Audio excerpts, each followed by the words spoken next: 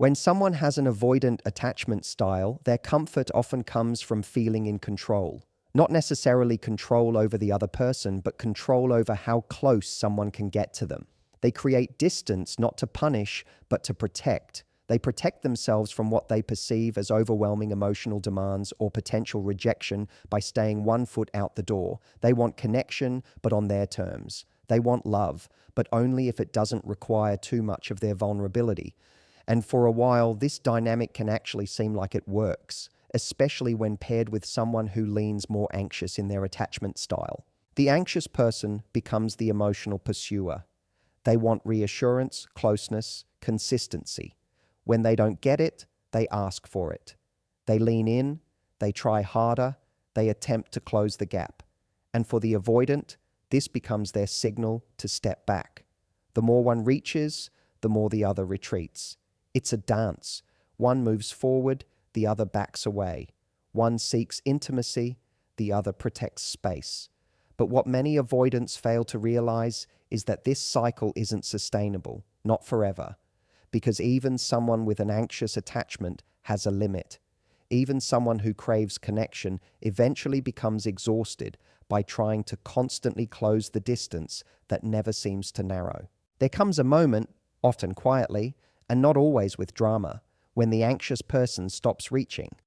Not because they've stopped caring, but because they've started realizing that their needs have gone unmet for too long. They've given too many passes, explained their pain too many times, accepted too many excuses for emotional absence, and so they begin to withdraw. At first, the avoidant may not even notice. They might feel relieved. There's less pressure, less tension. They might interpret it as finally having the space they've been needing, but then something subtle starts to shift. That space begins to feel less like peace and more like absence. The messages stop coming. The emotional check-ins disappear. The once familiar rhythm of affection and availability begins to fade. This is when the avoidant starts to feel the very thing they were trying to avoid all along: loss. The person who was always there, always reaching, always holding the thread of connection, has let go. And for the avoidant, this creates a sense of chaos. Not external chaos, but internal confusion. They were used to having emotional power in the relationship, not out of cruelty, but because emotional distance gave them a sense of control.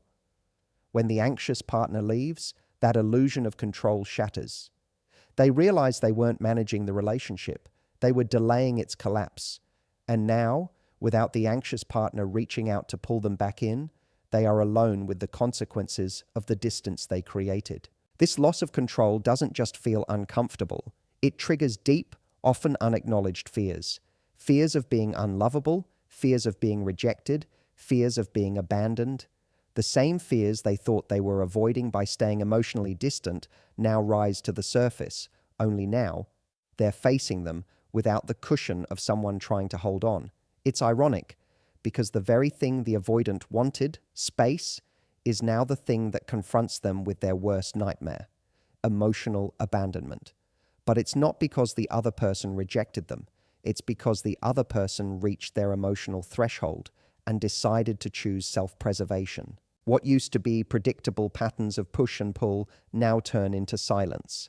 The avoidant might scroll through old messages, remember past moments, replay conversations where they deflected vulnerability or brushed off genuine attempts at connection. They start to see what they couldn't or wouldn't see before, that love was being offered, but they kept pushing it away. And now, in its absence, they begin to feel the depth of what they've lost. Not just the person, but the connection, the presence, the safety that came from being wanted so deeply. They're no longer the one being pursued. And in that silence, they meet the truth. They never really had control. They just had someone who cared enough to try until they couldn't anymore. Avoidants often use space as their primary form of self-protection. It's their safety net, the way they regain a sense of control when emotional intensity feels overwhelming. To them, space feels like relief. It's not necessarily that they don't care, it's that closeness starts to feel threatening. Too many needs, too many expectations, too much vulnerability. So they ask for space, they become distant, they disconnect. not always with malice, but as a reflex. It's how they've learned to survive emotionally. And for a time, that space feels like a solution. Things become quieter, they feel less pressure, their world becomes simpler. They interpret this quiet as peace, as things finally settling down, as their partner may be getting it and backing off a bit. But there's a tipping point. That space, at first welcomed, eventually changes form. It becomes more than a pause. It becomes absence. And it's in this absence that something subtle but incredibly significant begins to happen. The avoidant starts to notice the silence, not as relief, but as emptiness. They realize they're no longer being reached for. The good morning texts are gone. The emotional check-ins have stopped. The anxious partner isn't knocking at the door anymore, isn't fighting to bridge the distance anymore. What once felt like autonomy now begins to feel like loneliness. And in that loneliness, discomfort creeps in. This is where the shift really begins.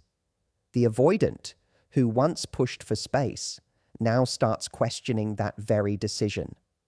The silence becomes louder than any argument they tried to avoid.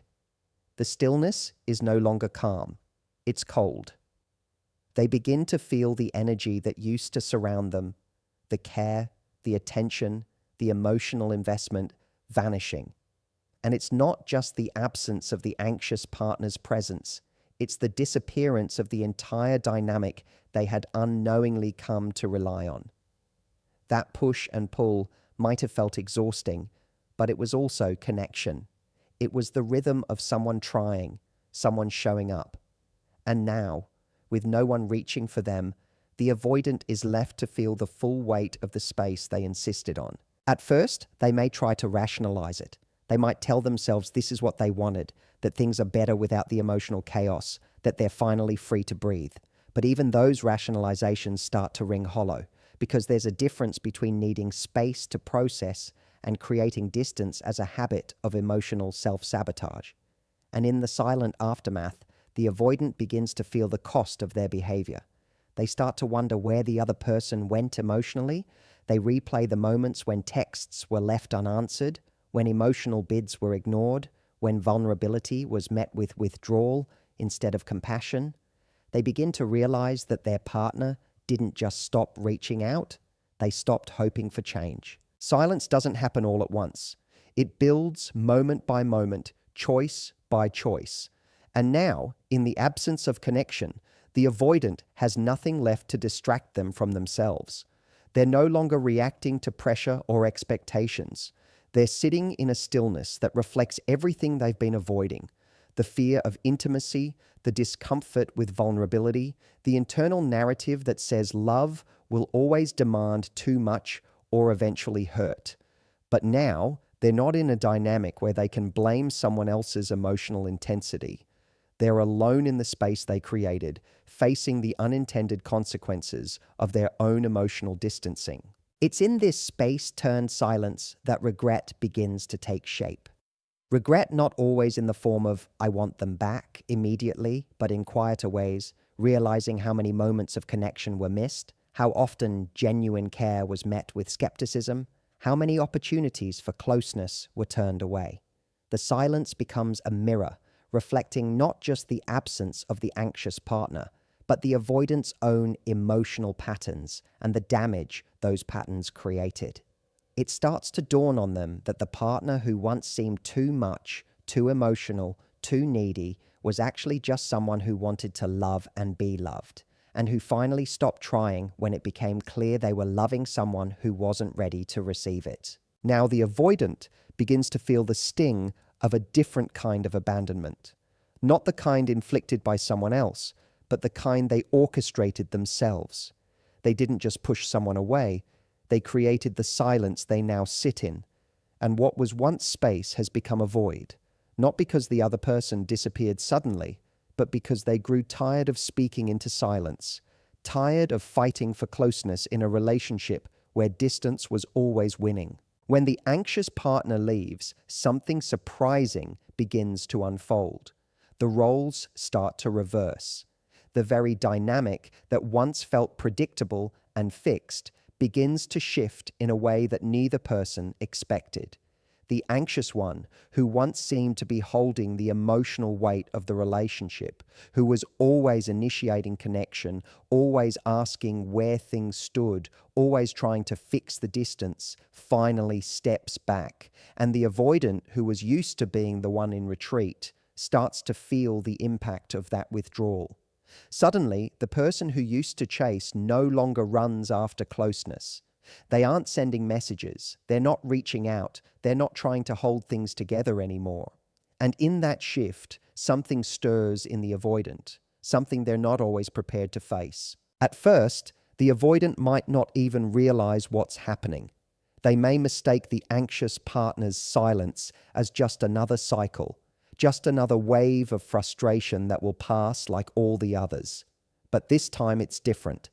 This time, the anxious person isn't waiting around for the avoidant to decide they're ready. They've stopped pleading, they've stopped adjusting, they've stopped performing emotional gymnastics to keep the connection alive. And when the avoidant begins to sense that this isn't temporary, that something real has changed, it creates a disruption inside them. There's a moment where they start to notice what's missing. Not just the person, but the presence, the energy, the warmth, the one who used to offer understanding, the one who used to fight for closeness, even when they were being pushed away, is no longer available. That constancy, once taken for granted, now becomes noticeably absent. And with it goes the emotional security the avoidant never fully acknowledged they were benefiting from. The anxious partner may have seemed too much at times, but they were also a steady source of affection, commitment, and connection. Their pursuit was, in its own way, an offering of love, a desire to stay close even when it was hard. Now that offering is gone. As the avoidant begins to recognize this, they often find themselves pulled into unfamiliar emotional territory. They feel the void, and it doesn't feel like peace. It feels like loss. It feels like uncertainty. It feels like longing. The one who once needed so much from them has now left them to sit with the parts of themselves they've always tried to escape. And what's most unexpected is how this shift triggers the avoidant to start reaching. The silence that once felt safe now becomes unbearable. The avoidant begins to think about what they didn't say, what they avoided feeling, what they never allowed themselves to experience fully. Regret starts to mingle with realization, and in a reversal of roles, they now start doing what the anxious partner did for so long. They begin to pursue. The pursuit looks different, of course. Avoidants don't usually leap into declarations of love, but the signs are there. A message is sent late at night just to check in. A memory is mentioned casually, hoping it will spark a connection. There's a soft inquiry about how the other person is doing, masked in politeness but charged with emotion. These aren't just gestures of curiosity, they're bids for closeness. They're attempts to reach for someone who no longer feels reachable. And this, for the avoidant, is where the internal panic begins to rise. Because they're stepping into vulnerability, the very thing they've spent most of the relationship avoiding. Now the avoidant starts to experience what the anxious partner went through for so long. The uncertainty, the emotional risk, the feeling of caring more than the other person might. They worry that their message won't be returned.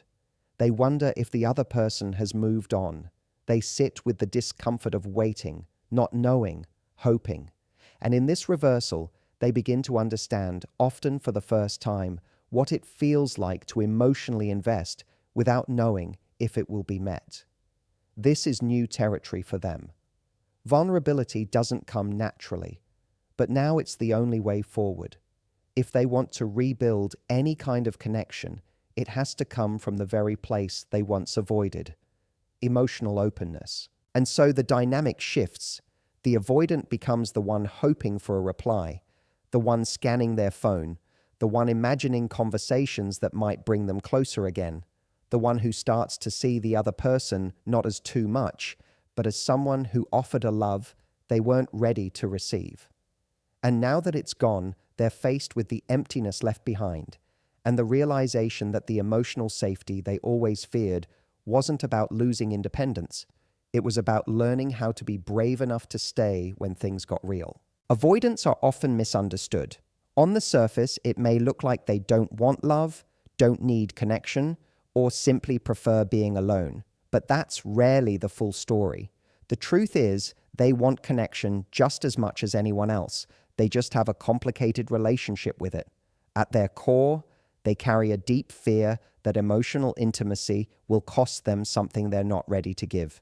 Maybe it's their independence, maybe it's their sense of control, maybe it's the fear of being exposed and then rejected. Whatever it is, that fear creates a conflict. They crave love, but they've learned to protect themselves from the very thing they want. So instead of leaning into intimacy, they push it away. They keep people at arm's length, they downplay their feelings, they rationalize their detachment. It's not because they don't feel, it's because they feel too much and don't know what to do with it. For someone on the other end of that dynamic, particularly someone with an anxious attachment style, it can be incredibly painful. The anxious partner offers vulnerability, expresses their needs, reaches out, and hopes to be met in that space. And every time the avoidant partner pulls away, it confirms the anxious person's worst fear, that their emotional needs are too much, that their desire for closeness is a burden. Over time, this creates a painful loop. The more the anxious person leans in, the more the avoidant retreats. The more the avoidant retreats, the more anxious the other becomes. But this pattern can only last so long before something breaks.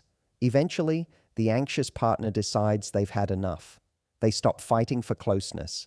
They stop trying to decode the avoidant's behavior. They stop waiting for consistent affection. And they leave, not always physically, but emotionally.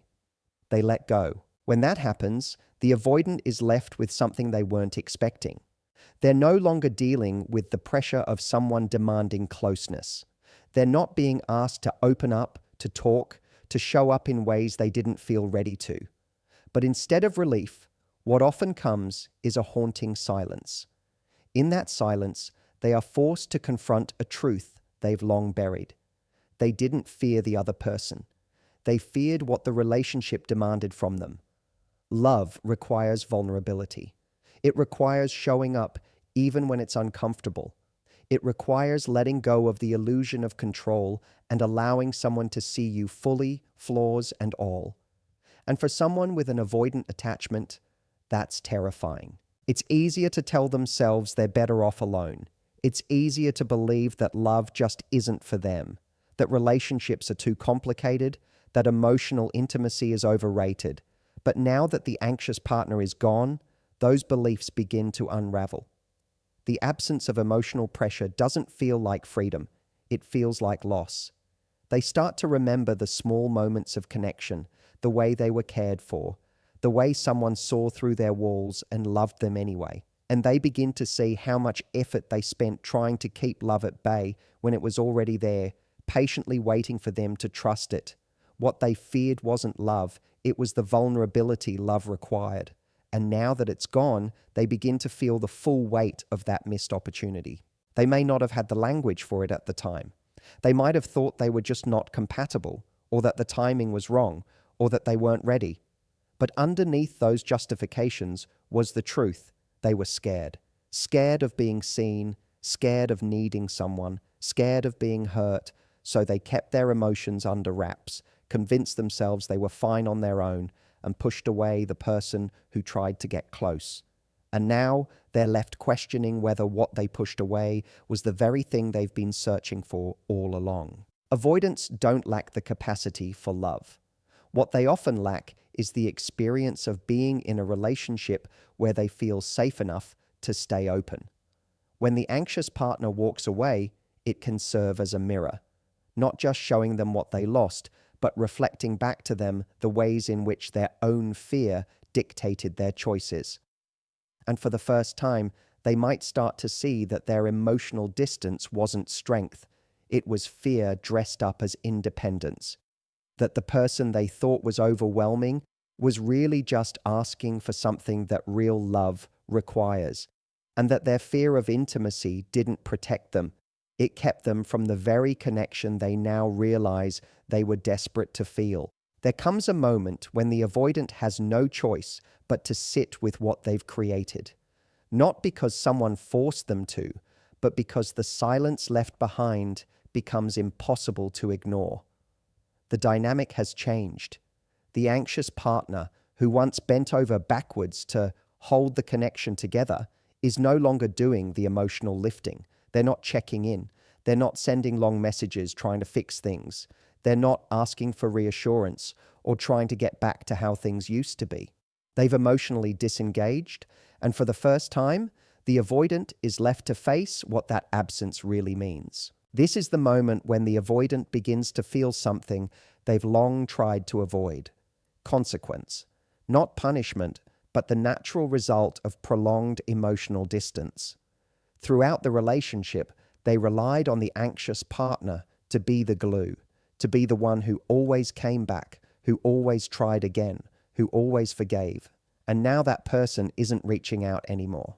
The avoidant starts to notice the gap in their day where a message used to be. They feel the quiet when something good or bad happens, and there's no one to tell. They catch themselves thinking about reaching out, but hesitate, unsure how to cross a bridge they spent so long refusing to walk across. They start to feel the discomfort of their own avoidance. Every time they turn down a moment of vulnerability, every time they change the subject to dodge emotional depth, every time they minimize their partner's needs, it all starts to replay in their mind. What once felt like protection now looks a lot more like resistance. The walls they built to stay safe now feel more like a prison than a shield. They begin to see that the connection didn't end suddenly. It eroded slowly, moment by moment, every time they chose distance over closeness. In this stillness, clarity begins to form. They see the patterns. They recognize the defense mechanisms they thought were invisible. They understand, maybe for the first time, how hard the other person was working to make the relationship feel emotionally secure. And they realize they weren't doing their part. Not because they didn't care, but because caring meant stepping into vulnerability, and they weren't ready for that. But now, in the absence of that emotional energy, they begin to feel what they had, what they resisted, and what they might have taken for granted. Avoidants aren't heartless. They're cautious. They move slowly through emotional landscapes because those landscapes are filled with past experiences, pain, rejection, maybe even betrayal. So they learn to keep people at a distance, not to hurt them, but to avoid being hurt themselves. The problem is, that very strategy ends up recreating the very thing they fear. They try to avoid emotional pain by staying guarded, but the result is often loneliness and disconnection. And now, with the anxious partner gone, the pain hits anyway. Only this time, there's no buffer, no one trying to soften the blow. They may start to feel a kind of emotional withdrawal, not just missing the person, but the dynamic, the emotional charge that came with having someone orbit around them. It wasn't healthy, but it was familiar. It gave them a sense of worth, of being wanted, even if they didn't know how to fully accept that love. And now that energy is gone. They're not being pursued, and in that stillness, they're forced to confront who they are without someone chasing after their affection. This is where the deep work begins. The avoidant starts asking questions they previously avoided. Why do I shut down when someone gets close? Why do I minimize my feelings or someone else's? Why do I equate intimacy with threat? These questions are uncomfortable, but they're necessary, because without understanding the roots of those responses, the avoidant stays stuck in the same cycle, yearning for connection, but too afraid to hold it when it arrives. And now that the anxious partner has stepped away, they're finally facing the reality that connection requires more than presence. It requires participation. The truth begins to settle in. Being distant didn't save the relationship. It slowly wore it down. And love, no matter how strong at the beginning, can't survive without reciprocation. The anxious partner wasn't asking for perfection. They were asking for effort, for emotional availability, for honesty. And in failing to meet those requests, the avoidant didn't just lose a partner. They lost the chance to grow within a relationship that was asking them to show up as more than just physically present. They were being called to be emotionally real, and that's the very thing they were afraid to be. Now, sitting in the aftermath, they begin to wonder what might have happened if they'd let themselves try.